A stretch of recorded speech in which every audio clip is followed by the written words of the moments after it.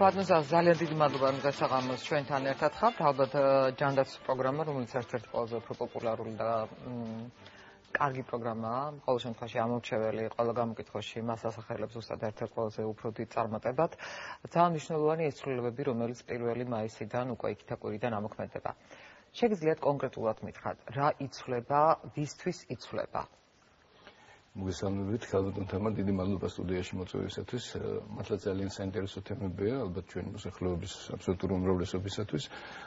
მიუხედავად იმისა, რომ რამდენიმე თვეა ჩვენ ვანონსებთ ამ ცვლილებებს, მაინც ალბათ საინტერესოა კონკრეტულად თუ რა სახის ცვლილებები შედის პროგრამაში, იმიტომ რომ ჩვენი ოპონენტები და ბევრი სპეციალისტიც ბოლომდე ჩახედული შეიძლება არ არის ამაში და გარკვეულწილად სხვა სახის ინტერპრეტაციები მიდის, ასე ვთქვათ, თავარი ადამიანებმა იცოდნენ ჯანმრთელობის პრობლემების შემთხვევაში, როგორ უნდა მოიქცნენ. ჩვენ ვფიქრობთ, რომ ეს საინფორმაციო ველი კიდევ უფრო მეტად გააქტიურდება და ჩვენ ყველა თითოეული მოქალაქისთვის გასაგები იქნება ის თუ რა ცვლილებები იგეგმება ან ხორციელდება უკვე 1 მაისიდან შევა ძალაში საყოველთაო ჯანდაცვის პროგრამაში. პირველ რიგში მინდა დავიწყო იმით, რომ ფაქტიურად სრულდება ჩვენი მოსახლეობის დაკვეთა იმასთან დაკავშირებით, რომ არ შეიძლება ყველა მოქალაქეს მიუხედავად მისი შემოსავლისა, ქონებრივი შესაძლებლობისა, მატერიალური შესაძლებლობისა, კონდეს ერთი და იგივე პაკეტი სამედიცინო მომსახურების. ისიც რომ მოქალაქეები, რომლებსაც წელიწადში 40,000 ლარზე მეტი შემოსავალი აქვთ, გადიან საყოველთაო ჯანდაცვის პროგრამიდან, თუმცა ისინი უზრუნველყოფილი იქნებიან კერძო სადაზღვევო კომპანიების მომსახურებით, ანუ მათ შეეძლებათ კერძო სადაზღვევო კომპანიებში შეიძინონ საკმაოდ შეღავათიან ფასად და არა ისეთ ფასებში, როგორიც ეს დღემდე იყო. ისევ კერძო სადაზღვევო კომპანიებში პაკეტი, რომელიც იქნება ადეკვატური საყოველთაო ჯანდაცვის პროგრამის პაკეტის, ან შეიძლება უფრო უკეთესიც. ასევე გარკვეულწილება შედის იმ პაკეტებში, რომლებითაც სარგებლობენ თვეში პირობითად ესე იყოფა 1000 ლარზე მეტი შემოსავლის ან 1000 ლარზე ნაკლები შემოსავლის მქონე მოქალაქეები. მათ უნდა ეზღუდებათ ეს პაკეტები, ანუ მათ ეძლებათ შესაძლებლობა გააკეთონ არჩევანი, ისარგებლონ ოდნავ შეზღუდული მომსახურებით, ისევ საყოველთაო ჯანდაცვის ან გადავიდნენ ისევ კერძო სადაზღვევო კომპანიებში, შეიძინონ შესაბამისი პაკეტები და აქაც არის სხვაობა თუ 1000 ლარზე ნაკლები შემოსავლის მქონე მოქალაქეებს აქვთ უფლება ისარგებლონ როგორც ოდნავ შეზღუდული საყოველთაო ჯანდაცვის პროგრამის პაკეტით პლუს კერძო სადაზღვევო კომპანიის პაკეტით 1000 ლარზე მეტი შემოსავლის მქონე მოქალაქეებს მხოლოდ კერძო სადაზღვევო თუ გააკეთებენ ამ არჩევანს მხოლოდ კერძო სადაზღვევო კომპანიის პაკეტით შეეძლებათ სარგებლობა.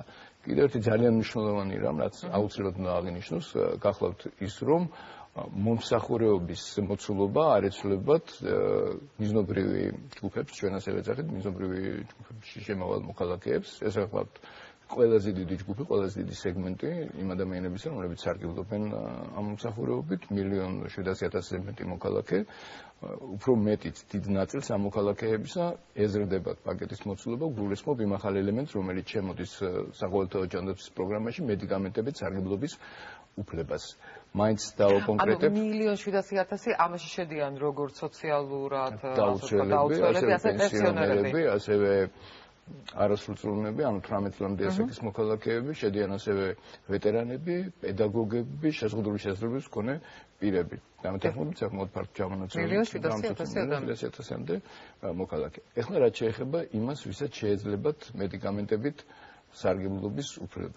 ზაფხულიდან 1 მაის პროცედურები უკვე ჩვენ დავიწყეთ. გასაგებია, დიახ. არა 1 მაისამდე დავიწყეთ ჩვენ უკვე, ანუ დღეს უკვე დავიწყეთ პროცედურები, პროცედურად გუშინ დავიწყეთ ეს პროცედურები, ცხადია რომ უშუალოდ მედიკამენტების შესყიდვა სახელმწიფოს მხრიდან გარკვეული პროცედურები ახლავსთან მედიკამენტების ხარისხის უზრუნველსაყოფად, ხელმისაწვდომობის უზრუნველსაყოფად აუცილებელი არის საერთაშორისო ტენდერის ჩატარება, ეს გახლავთ დროში გაწერილი პროცედურა, უკვე გამოცხადდა ბაზრის კვლევა და სავარაუდოდ პარასკევს, ამ კვირის პარასკევს უკვე ტენდერი გამოცხადდება ოფიციალურად და ის დრო, რასაც დაიკავებს უბრალოდ ტენდერის პროცედურა, ალბათ საჭირო გახდება საბოლოოდ დასადგენად გამარჯვებულის გამოსავლენად, ხოლო ამის შემდეგ უკვე უშუალოდ დაიწყება და ეს არ გადაცდება წინასწარი გათვლებით ალბათ 1 ივლისს. შეიძლება ვთქვათ, რომ ადრეს დაიწყოს ეს პროგრამა.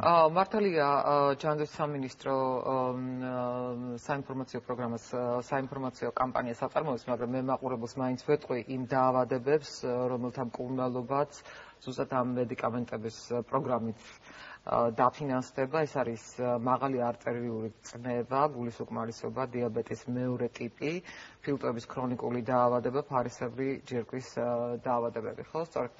ანუ წამლები ზუსტად იცის სამინისტრომ რა წამლები არის საჭირო ამისთვის და იმ წამლებზე ცხადდება ტენდერი. მოდით რამდენიმე მომენტი დავასუსტოთ, გაბატონო თამარ, თუ გნებავთ ჯერ დავიწყოთ კონტინგენტით, რომელსაც შეიძლება მედიკამენტები, იმიტომ რომ ძალიან მნიშვნელოვანია. რომ ერთ ლარად სიმბოლურად მაქსიმუმ ერთ ლარად შეიძლება, უფრო ნაკლებად. ეხლა ვიაგიხსნით ამ მექანიზმს. ამ მედიკამენტებით სარგებლობის უფლება ექნებათ მოქალაქეებს, რომლებიც აღრიცხული არიან სოციალური მოსახურების სააგენტოს უმწეო ოჯახების საინფორმაციო ბაზაში და აქვთ 100,000 სარეიტინგო ქულაზე ნაკლები. ეს არის საკმაოდ დიდი წრე, ასე ვთქვათ, დიდი სეგმენტი, დაახლოებით 670,000 მოქალაქე მოიპოვებს ამ უფლებას, თუმცა ცხადია, რომ ყველას არ ჭირდება. თუმცა უფლება ექნება 670,000 მოქალაქეს. ეს ძალიან მნიშვნელოვანია, იმიტომ რომ უკვე გაიჟღერა კრიტიკა იმასთან დაკავშირებით, რომ ეს რესურსი რაც არის გამოყოფილი პროგრამაში არ ეყოფა 670,000. რა თქმა უნდა არ ეყოფა, იმიტომ რომ 670,000 ყველას არ ჭირდება. ეს ელემენტარული გამეთანხმებით ალბათ წესი და პრინციპი გახლავთ ზოგადად დაზღვევის და სამედიცინო სერვისების სარგებლობის. ბევრი ეზღვა, მაგრამ ყველას ხომ არ ჭირდება სამედიცინო მსახურება და ასევე პროგრამის სარგებლობის უფლება, თუნდაც საყოველთაო ჯანდაცვის პროგრამის სარგებლობის უფლება მთელ სეგმენტს აქვს მოქალაქეების, მაგრამ ყველას ბუნებრივი არ ჭირდება. გება ეს შემთხვევა, მაშინ გამოიყენებენ რა. იგივე იქნება აი მედიკამენტების შემთხვევაშიც. აქვე უნდა აღნიშნო ისიც, რომ ყოველგვარი სხვა რისკების, ესე ვთქვათ, კორუფციული რისკების თუ სხვა რისკების თავიდან ასაცილებლად ექიმის დანიშნულებით მოხდება მედიკამენტების გამოწერა და შემდეგ შესაბამისად გაცემა ბუნებრივია, თანხა რა იქნება, თქვენ პირდაპირ შეეხეთ ამას, ესე იგი დადგენილებაში პირდაპირ ჩაწერილია მთავრობის დადგენილებაში, რომელიც გუშინ იქნა განხილული და მიღებული, ეს იქნება მედიკამენტის ღირებულების 10%, თუმცა არა უმეტეს 1 ლარის. ანუ ხდებით, თუ ეს 10% არის 1 ლარზე ნაკლები, ანუ რამდენიმე თეთრი, შესაბამისად ლარზე ნაკლების გადახდა მოუწევს პაციენტს, მას შეიძლება ერთბაშად მიიღოს 3 თვის სამყოფი რაოდენობა მედიკამენტების, აქაც ერთბაშად რომ ავიცილოთ ერთბაშად ესე იგი ვთქვათ მედიკამენტების გამოტანა და შესაბამისად ხარჯვა, ესეც ძალიან მნიშვნელოვანია.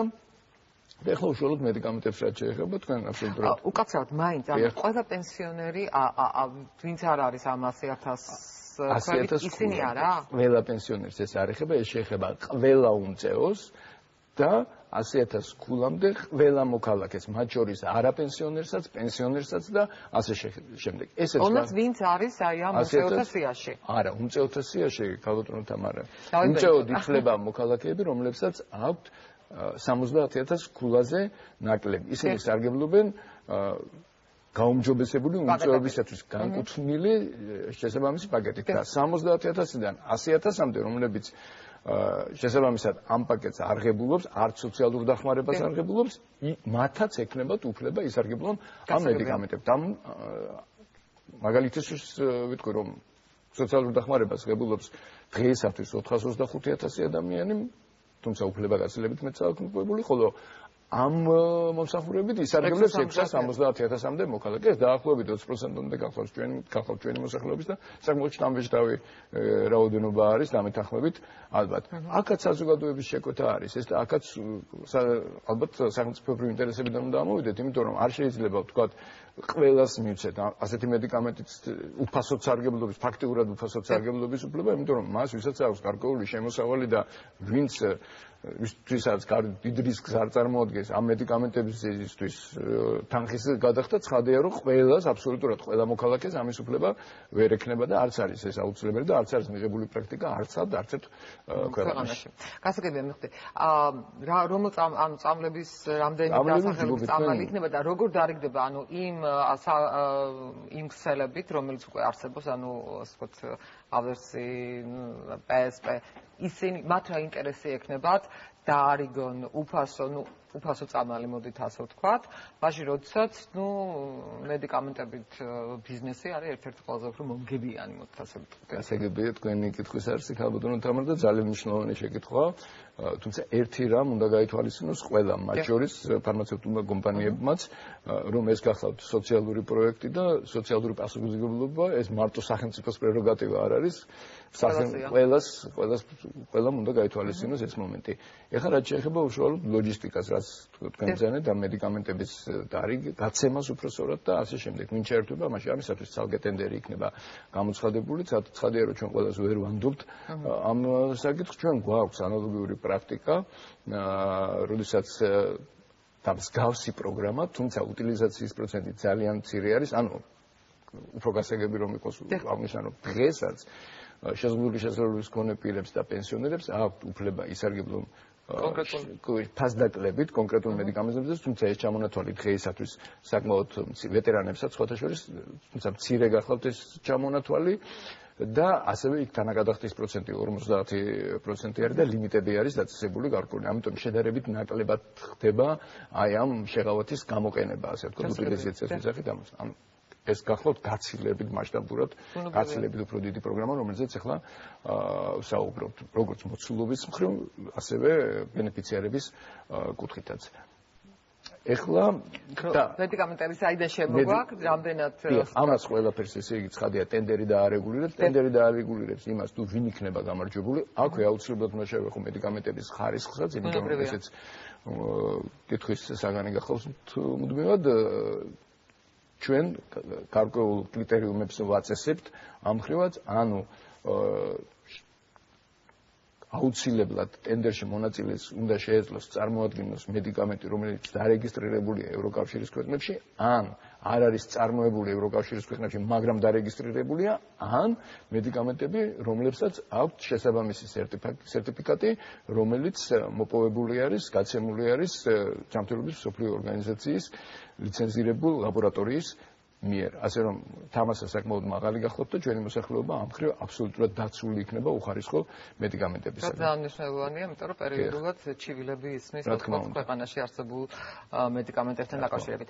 ის პროგრამები, რომელიც არ იცვლება, ანუ მეუღლეთა ჰეპატიტის დარჩება, უფასო მშობიარობის პროგრამა ყველასთვის ასევე რჩება. მესმის შეკითხვის არსი გალოდნით ამარ უბრალოდ დაგასწრებთ და მე 2 წუთით მაინც იმ მედიკამენტებს შევეხო უშუალოდ. ანუ გარდა ამ პროგრამისა, საყოველთაო ჯანდაცვის პროგრამისა, ჯანდაცვის სამინისტრო ახორციელებს კიდევ ძალიან ბევრი 20-ზე მეტი 22 პროგრამის ადმინისტრირებას ქვეყანაში. ეს ახლა ისეთი მნიშვნელოვანი პროგრამები, რომელიც თქვენ ახსენეთ და მაგალითისთვის რამდენიმე ჩამოთვლის ჰეპატიტის ელიმინაციის პროგრამა, ტუბერკულოზის, ფსიქიკური დაავადებების, ინსულინით უზრუნველყოფის პროგრამა, მაღალი რისკის მქონე ორსულების პროგრამა და ასე შემდეგ. ბევრი არის ესეთი პროგრამა, ხო? ეს პროგრამები, რა თქმა უნდა, რჩება და ამასთან ემატება იმ ჯგუფისთვის, რომელიც უკვე მოგეხსენეთ, მედიკამენტები. თქვენ 4 ჯგუფი უკვე ჩამოთვალეთ, ეს გახლავთ გულსის ზართა სისტემის დაავადებები, სასუქი გზების ობსტრუქციული დაავადებები, მეორე ტიპის შაქრიანი დიაბეტი, ინსულინით პირველი ტიპის, ანუ ინსულინით ისედაც უზრუნველყოფილია მოსახლეობა და ამ შემთხვევაში ტაბლეტირებულ ფორმებზე გვაქვს საუბარი და ფარისებრი ჯიქვის დაავადებები. უბრალოდ აღნიშნავ იმ ფაქტს, რომ ეს დაავადებები, არაგადამდები დაავადებების სიკვდილიანობის სტატისტიკაში შეადგენენ დაახლოებით 60%-ზე მეტს. ანუ ყველა ძირითადი დაავადება, რომელიც ყველაზე უფრო მაღალი რისკის მატარებელია მოსახლეობისათვის, ფაქტურად უზრუნველყოფილი იქნება ამ მედიკამენტებით. მათ შორის კომპანიები როგორ ხასიათზე არიან ადგილობრივი? მე ვფიქრობ, რომ არ უნდა იყვნენ ცუდ ხასიათზე, იმიტომ რომ მათაც აქვთ სრული უფლება მონაწილეობა მიიღონ ამ ტენდერში. რა თქმა უნდა და ტენდერში გამარჯვებული იმ ობიექტური კრიტერიუმების მიხედვით გადაწყდება, რაც უკვე განსაზღვრული არის. ჩვენ გვქონდა რამდენიმე შეხვედრა ფარმაცევტულ კომპანიებთან, ისინი აბსოლუტურად საქმის კურსში არიან თავიდან ბოლომდე ამ პროცესების შესახებ და მათაც აქვთ, მე ვფიქრობ, საკმარისი საშუალება იმისი, რომ კონკურენტუნარიანი იყვნენ ამ ბაზარზე და გაუწიონ კონკურენცია სხვა ვთქვათ, კომპანიებს. გასაგებია და ბოლო კითხვა. კიდევ როდის იგეგმება რამოცვლილება, ასე ვთქვათ, საყოველთაო ჯანდაცვის კუთხით, იმიტომ რომ მოდით, თქვენი ოპონენტები ხშირად ამბობენ, რომ ეს ფული იხარჯება უყაერად, ანუ მეტი ფული იხარჯება, შედეგია ნაკლები. გეგმავთ უკვე ხა როცა რაღაცა რეფორმას იწყებ, ბუნებრივია რეფორმა არ თავდება 1 წელიწადში და 2 წელიწადში. სერიოზული ცვლილებები როდისთვის არის კიდე დაგეგმილი? ქალბატონო თამარ, ბუნებრივია ოპონენტები ამას იტყვიან და ამას უკვე შეგვეძული ვართ და უფრო მეტიც ხუმრობთ ხოლმე ძალიან ხშირად რომ მათი მოსაწონი ვერაფერი ვერ გავაკეთებთ. ხუმრობით ეს რა თქმა უნდა, თუმცა დღესაც აქ მოსვლამდე კრიტიკა საჭიროა, აუცილებელია. აქ მოსვლამდე ქონდა კიდევ რამდენიმე ეთერი, სადაც ჩვენი ოპონენტებიც კი ვერ მალავენ გარკვეულ პოზიტიურ დამოკიდებულებას იმ პროცესებისადმი, რასაც საყოველთაო ჯანდაცვა ჰქვია, იმ ცვლილებებისადმი, რაც დღეს ხდება. თვითონ საყოველთაო ჯანდაცვის პროგრამაში უამრავი ცვლილება არის შესული 2013 წლიდან, იმიტომ რომ ეს გახლავთ მუდმივად განვითარებადი პროცესი და არც ერთი სოციალური პროგრამა არ არის რაღაც დოგმა, რომელიც არ შეიძლება შეიცვალოს. ჩვენც გვჭირდება ბუნებრივია გარკვეული გამოცდილება სამინისტრო სისტემას გულისხმობ ამ შემთხვევაში, რომ გავაანალიზოთ პროცესები და უბრალოდ ვიტყვი, რომ დაახლოებით 4-5 წელი მაინც არის საჭირო მსგავსი პროექტების განხორციელებისას, რომ ობიექტური რაღაც დასკვნები გამოვიტანოთ და გარკვეული კორექტივები გავაკეთოთ და ჩვენ შემთხვევაში ეს გაცილებით უფრო სწრაფად ხდება, გაცილებით უფრო დინამიურად ხდება და ასეთი ცვლილებები ბუნებრივია მუდმივად იქნება. მე კიდე ერთ ფაქტს აღნიშნავ, ჩვენ რამდენიმე ცვლილება უკვე დაანონსებული გვაქვს, უბრალოდ დროში არის ეს ყველაფერი გაწერილი, ეს არის იგივე სელექტიური კონტრაქტირება, ეს გახლავთ შესყიდვების პროცედურების კიდევ უფრო მეტად მიზნობრიობა და ასე შემდეგ და ასე შემდეგ. ასე რომ ამ ცვლილებებს მუდმივად უნდა ველოდოთ, ოღონდ ეს ცვლილებები მოხდება, რა თქმა უნდა, მკაცრად დადგენილი წესით და დროში გაწევით. ძალიან დიდი მადლობა შრომის ჯანმრთელობისა და სოციალური დაცვის მინისტრის მოადგილე ზადა სოფრომაძე იყო ჩვენი სტუმარი. რამდენიმე წუთში დავბრუნდები ძალიან საინტერესო თემით, რომელიც ბოლო დღეებში ცხარე დისკუსიის საკითხად იქცა. გირჩის ახალი პროექტი ზურაბ ჯაფარიძე იქნება ჩვენი სტუმარი.